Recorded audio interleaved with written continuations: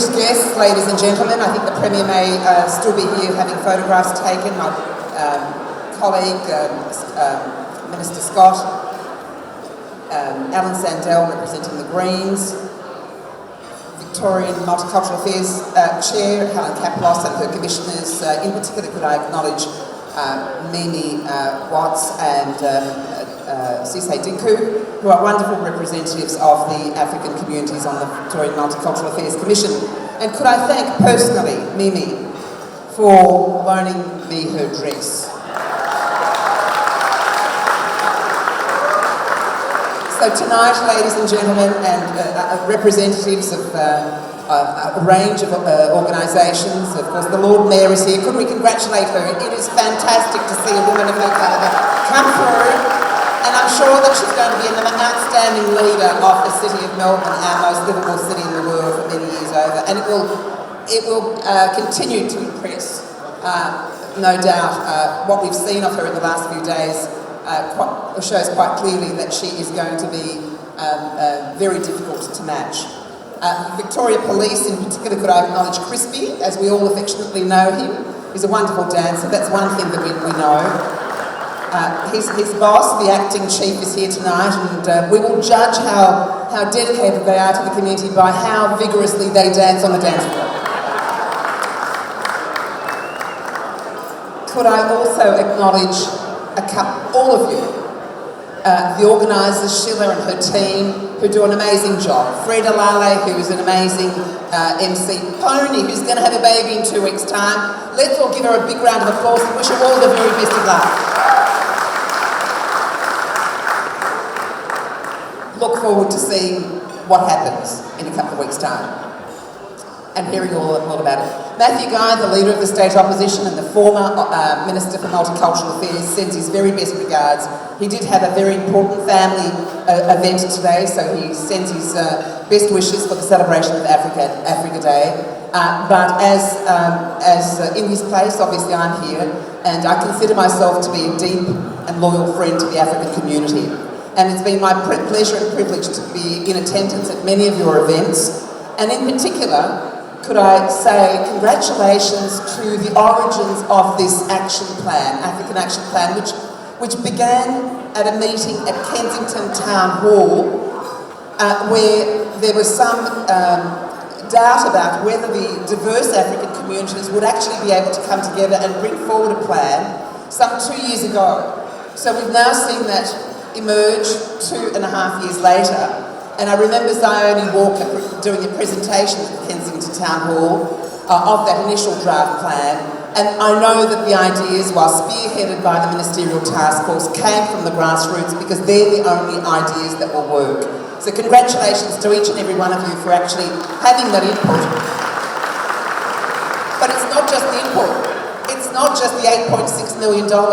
It's actually delivering the outcomes and the actions. And so where the hard work really begins is now. So we don't want to be coming in the next 10 years to another Australia Africa Day and talking about plans and strategies. We want the actions, and we want the low-hanging fruit, we want the short-term actions, medium-term actions, and the long-term actions addressed. And I think this is where still many challenges remain. The African community is a very talented community. Just look around here. There are so many talented people here. I am in awe. It is awesome. And you are all leaders in your own fields. Because a leader, I define quite simply, people who make the right decisions at the right time for the right reason. That's a leader. You don't have to be the Premier of the state or a minister or a shadow minister. Each and every one of us are leaders in our own sphere of influence. And that's where we as a society, as a multicultural society, gain our strength. I'd also like to acknowledge members of our consular corps, the Consul General of Egypt. I thought that the Honorary Consul of Malawi was going to be here, but he could be running late. And anyone else who I may have overlooked. But could I say thank you to the Consular Corps for doing the outstanding work that they do. And I know that where there is greater diversity, and the more recent the cycle of immigration, the more challenges there are. We know how challenging migration can be. I came here as a 10-year-old without speaking a word of English. You've heard my story. My parents as well. We've lived that migration path. it's never easy.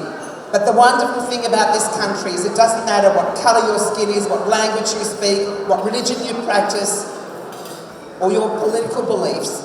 This country believes in freedom, it believes in choice, and it believes in a fair go for all. And deep down, each and every Australian in their heart, bar a few nutcases and exceptions, there's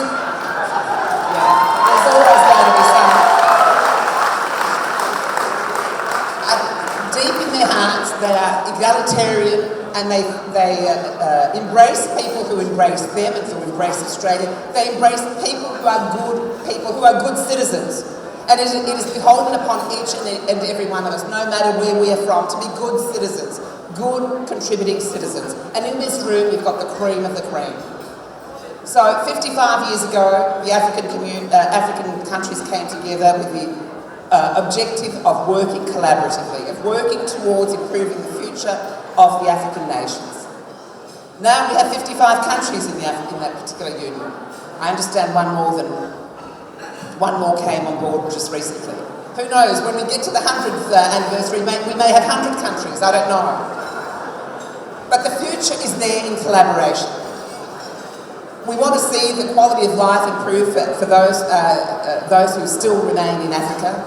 Many of you are very attached and proud of your legacy, and as you should be.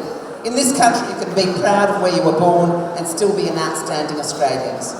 And that's where I consider, and I'm very proud, to be the Shadow Minister for Multicultural Affairs, hopefully one day the Minister. That reference group, that ministerial task force will have a lot of work to do, and it will continue to be in place the next 10 years, and we're going to have a concrete action plan with concrete actions to deliver real results. With those few words, congratulations, Sheila. Congratulations to everyone. Have a great time and be very proud of who you are, what you bring, and the contributions you make to our Australian community. Thank you so much. I'm delighted to be able to join you. Thank you, Inga. Woman of action. She just wants action. She wants to see results. So do we. Thank you so much, Inga. Another multicultural champion. Inga is in lots of events I go to for the African community. I always see Inga there.